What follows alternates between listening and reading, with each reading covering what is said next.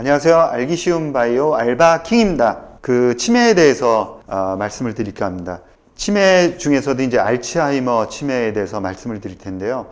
제가 이 자료를 준비하면서 정말 그 치매 치료제, 특히 이제 알츠하이머 디지즈의 이제 개발은 정말 어렵구나 이런 생각을 하게 됩니다. 자, 그러면 한번 보실까요?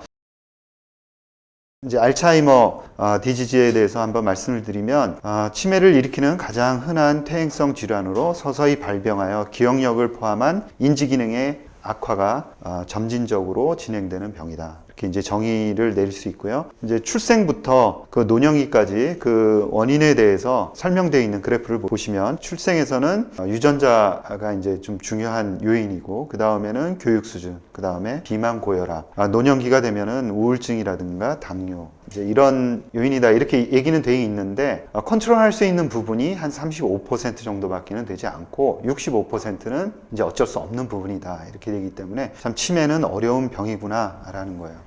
어떻게 대응하고 있는지 몇 가지 이제 사전 지식으로 알고 넘어가야 되는 거는 노인 인구의 한 10% 정도가 이제 치매에 이제 걸려 있는 상태고요. 그 다음에 상당히 중요한 게 최근에 이제 미국 국립보건원에서 알츠하이머 판단 기준을 임상 진단에서 바이오마커 진단으로 좀 바꿨다는 거예요. 바이오마커라는 건 몸 안에서 벌어지는 그 변화를 나타내는 지표다 이렇게 이제 보시면 될 텐데 두 가지입니다. 하나는 베타 아밀로이드 단백질, 두 번째는 타우 단백질 이렇게 두 개를 바이오마커로 이제 볼 수 있고요. 이 바이오마커를 이제 뇌 척수에서 뽑아서 이제 진단하느냐 여기에서 혈중 바이오마커로 이제 측정하는 기술이 이제 발전하고 있다 이런 것을 이제 사전에 알아두실 필요가 있고요. 그 다음에 전 세계적으로 한 136개 정도의 임상이 진행이 되고 있습니다. 첫 번째 이제 베타 아밀로이드입니다. 이제 두 가지를 바이오마커로 해서 이 바이오마커를 없애는 쪽으로 이제 치료제를 개발하고 있는 거죠. 베타 아밀로이드, 그 다음에 타우 단백질 이 두 가지입니다. 근데 이제 미리 좀 말씀을 드리면 과연 이 바이오마커들이 진짜 우리가 찾는 그 병의 원인이냐 하는 것들도 굉장히 최근에 논란이 많아요. 그러니까 하나의 학설 정도로 지금 보시는 게 아직까지는 맞지 않을까. 그러니까 예를 들어서 어떤 느낌이냐면 범인을 잡는데 일단 두 놈을 잡은 거죠. 그런데 이들이 범인인지는 확실하진 않아요. 근데 계속 지금 캐 묻고 있는 거죠. 그런데 다른 쪽에서 또 사건이 또 벌어집니다. 그래서 이들이 범인이 아닌가? 이런 생각도 들고 있는 거고요. 묘한 상황인데 어찌됐건 가장 가능성이 있는 게 지금 베타 아밀로이드, 그 다음에 타우 단백질로 알츠하이머 치료제를 만들고 있기 때문에 두 치료제의 연구 진행 상황에 대해서 아는 게 대단히 이제 처음에 중요하겠다 이런 생각이고요. 자, 그림을 보시면은 아밀로이드 프리커서 프로틴이라고 가운데 APP라는 단백질이 있습니다. 보이십니까? 이것도 보시면 밑에 세포의 모양이 보입니다. 보이시죠? 세포가 이렇게 쭉 보입니다. 큰 세포에 APP 단백질이 막 단백질이 있는 거죠.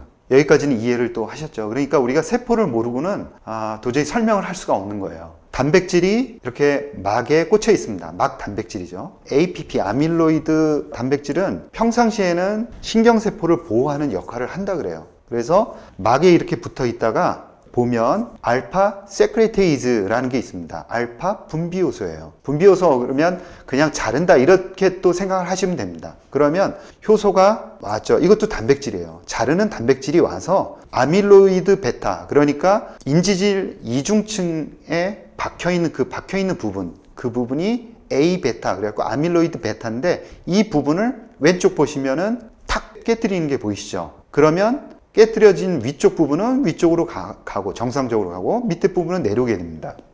자기가 할 일을 그렇게 찾아가서 또 하게 되는데, 자, 이제 뮤테이션, 즉 변이가 일어났을 때 어떻게 되는지 한번 보시죠. 변이가 일어나면 베타 세크레테이즈하고 감마 세크레테이즈가 나옵니다. 어렵게 생각하실 게 없이 얘네들이 나와서 꼭다리 위쪽하고 밑에를 잘라버려요. 그러면 가운데를 공격해야 되는데 위와 아래를 공격해서 이 아밀로이드 베타가 온전한 형태로 그냥 남게 됩니다. 그러면 얘네들이 신경세포 바깥으로 이렇게 나가요. 나가서 지네들끼리 뭉칩니다. 보이시죠? 오른쪽에 보면 얘네들이 뭉쳐 있는 게 보이실 거예요. 이거를 올리고머라고 합니다. 이게 이제 병의 원인이 된다라는 거예요. 그래서 여태까지 어디를 이제 치료제로 공략을 했냐면 이 베타 세크레테이즈하고 알파 세크레테이즈를 꼼짝 못하게 만들자라고 해서 얘네 둘을 가서 막는 항체를 만들었던 겁니다. 그러면 얘네들이 움직이지 못하면서 이 APP는 그냥 놔두게 되는 거죠. 그런데 이 방법으로 치료제를 만들었더니 모두 실패를 했습니다. 머크사, 일라이 릴리사, 바이오젠하고 에자이. 세개 보면 이름도 굉장히 어려워요. 끝에 스타트 이렇게 붙는 거는 아까 분비효소 억제제이기 때문에 그렇게 붙는 것 같습니다. 다 실패를 하고 나서 이제 곰곰이 생각한 거죠. 야, 이 방법이 아닌 것 같다 라고 생각을 한 거예요. 그러면 과연 어디를 공략을 할까? 결론부터 말씀드리면 베타 세크레테이즈, 알파 세크레테이즈를 얘네들을 건드릴 게 아니라 그냥 아밀로이드 베타 펩타이드가 그냥 떨어져 나와서 지네들끼리 뭉쳐져 있는 이 올리고머를 공격하는 게 낫겠다라는 결론을 내린 거죠. 그래서 이 올리고머를 공격하는 단일 항체를 만듭니다. 그랬더니 어떻게 됐냐면 일라이, 릴리, 로슈, 바이오젠, 에자이 이들이 또 그렇게 단일 항체를 만들었어요. 그랬더니 모두 실패를 했던 거죠. 이름이 뭐냐면 맙 이렇게 들어가죠. 이거는 항체라는 뜻입니다. 다 실패를 했는데 아두카누맙도 실패를 했는데 2019년 10월에 CTAD 이제 국제 심포지움에서 기존 발표를 뒤집고 고용량의 아두카누맙이 효과가 있다 이렇게 발표를 했고 결국 치료제로 승인을 받았죠. 그래서 FDA가 10년간 조건부로 신약을 승인을 내줍니다. 그리고 임상 사상을 실시하는 조건을 붙입니다.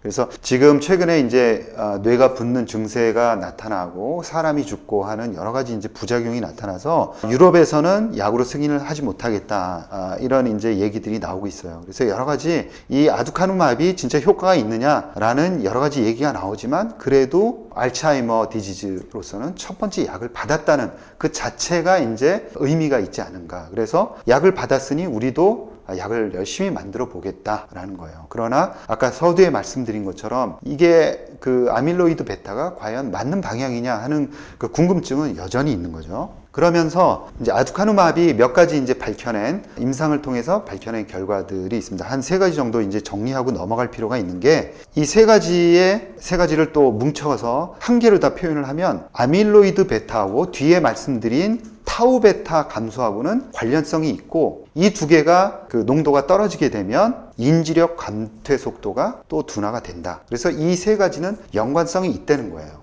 그게 이제 아밀로이드 베타에서 아두카누맙이 지금 계속 얘기를 하고 있는 거고 시장은 의심을 하고 있는 거고 그런 상황입니다. 자, 아밀로이드 베타를 항체로 공격하는 이제 아두카누맙과 비슷한 기전으로 지금 임상 3상에 올라가 있는 약이 2개가 있습니다. 도나네맙, 그 다음에 칸테네루맙 이렇게 2개가 있어요.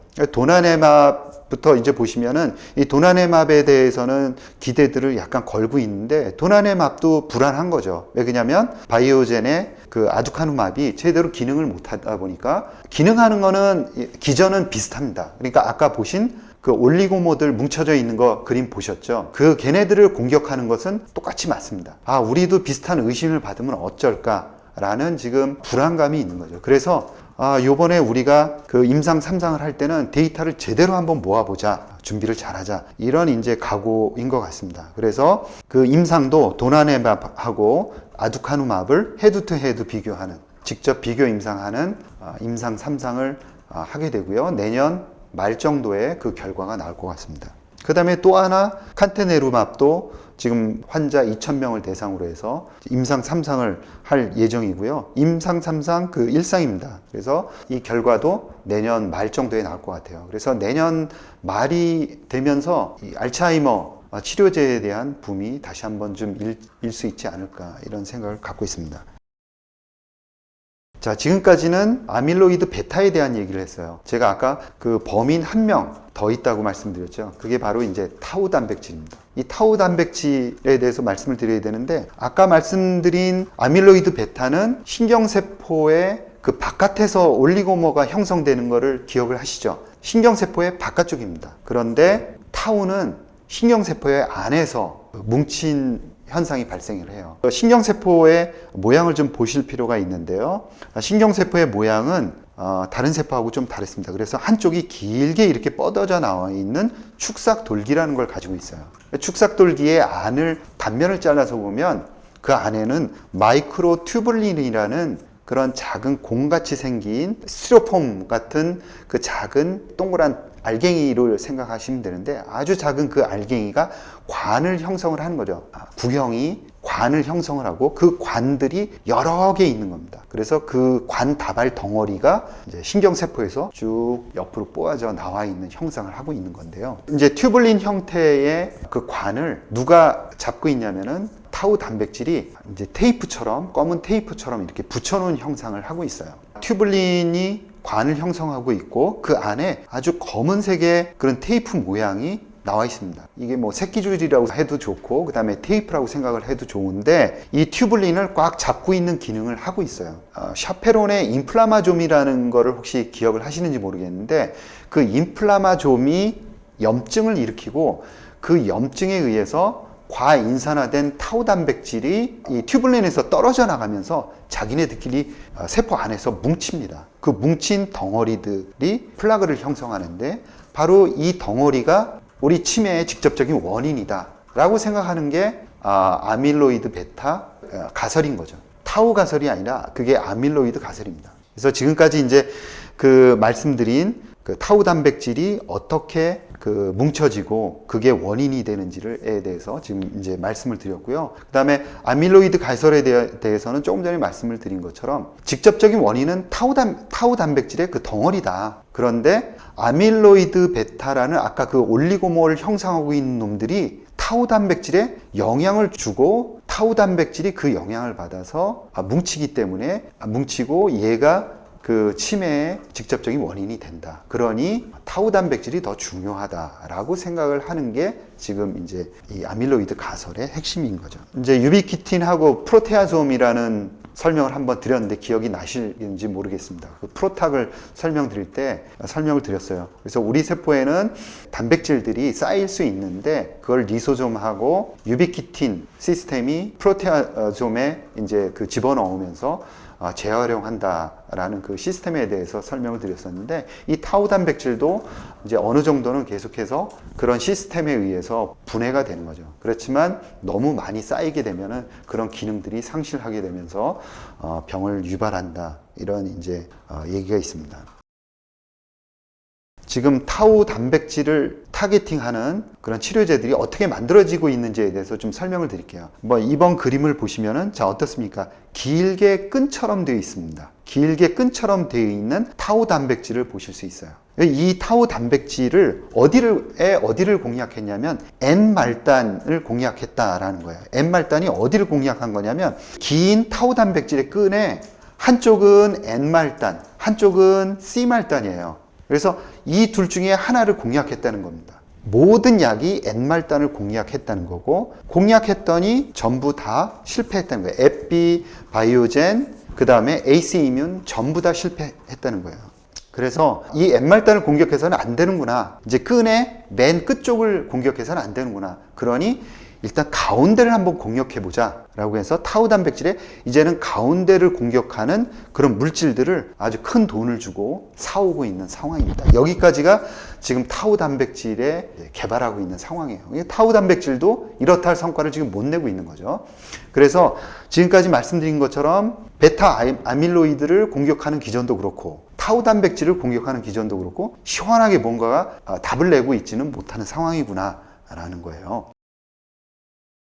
그러면 우리나라는 어떻게 하고 있느냐? 우리나라도 지금 그렇게 이제 뭐 썩 개발이 앞서가거나 그러고 있는 상황은 아니고요. 지금 셀트리온의 도네리온 패치, 이거는 기존에 나와 있는 약, 즉 도네페지를 비열등성을 입증해서 패치제로 만든 겁니다. 이 패치제는 나이가 굉장히 많이 드신 고령 노인들에게 그런 새로운 치료 옵션을 제공할 수 있다. 이런 측면에서 제한적인 그 판매가 일어날 수 있다. 이런 생각을 하고 있고요. 젠백센 카엘도 임상 2상 데이터가 잘 나와서 지금 임상 3상에 들어가고 있는 상황이라고 합니다. 그 다음에 제가 오늘 좀 더 자세히 말씀드린 부분은 아리바이오예요. 아리바이오도 샤페론만큼이나 좀 주목해야 되는 기업이다. 이렇게 생각을 하고 있고요. 지금 임상 2상 발표를 최근에 했는데 데이터가 굉장히 잘 나왔어요. 그래서 저도 들어가서 이제 데이터를 한번 자세하게 그 안에 있는 데이터를 봤는데 이제 P-밸류도 굉장히 잘 나왔고 그 안에 타겟팅하는 프라이머리 엔드 포인트를 2개를 잡았었는데 그 2개 다